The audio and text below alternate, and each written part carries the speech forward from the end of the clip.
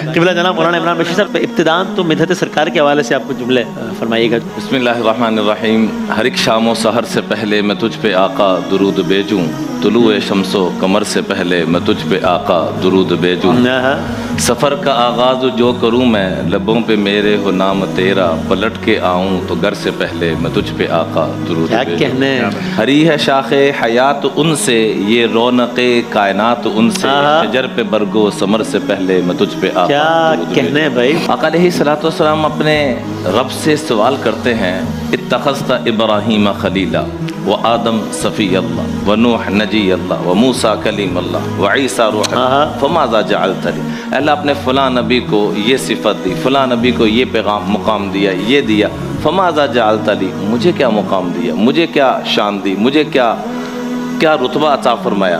تو آگے سے جواب آیا، اولیس قد اعطیتک افضل من ذلک کلی، اے میرے محبوب ان ساری نسبتوں سے بڑھ کر میں نے آپ کو رتبہ اور مقام عطا فرمایا یا رسول اللہ۔ اور وہ کیا رتبہ؟ اللہ ذکرت الا ذکرت معی، جہاں جہاں میرا تذکرہ ہوگا میرے محبوب وہاں وہاں آپ کا تذکرہ۔ چنانچہ جنت کے فرنٹ پہ جو 3 سطریں لکھی ہوئی ہیں، آقا کریم علیہ الصلوۃ والسلام نے فرمایا سب سے پہلی سطر لا الہ الا اللہ محمد الرسول اللہ، رب نے اپنے نام کے ساتھ اپنے محبوب کا نام۔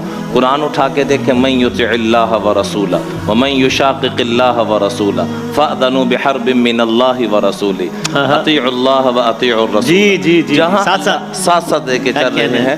یہ رب نے اپنے محبوب کو شان اور رتبہ اور مقام عطا فرمایا اور ساری کائنات سے کہا مجھے راضی کرو، محبوب کی باری آئی تو فرمایا تجھے راضی کرنا ہے۔ اللہ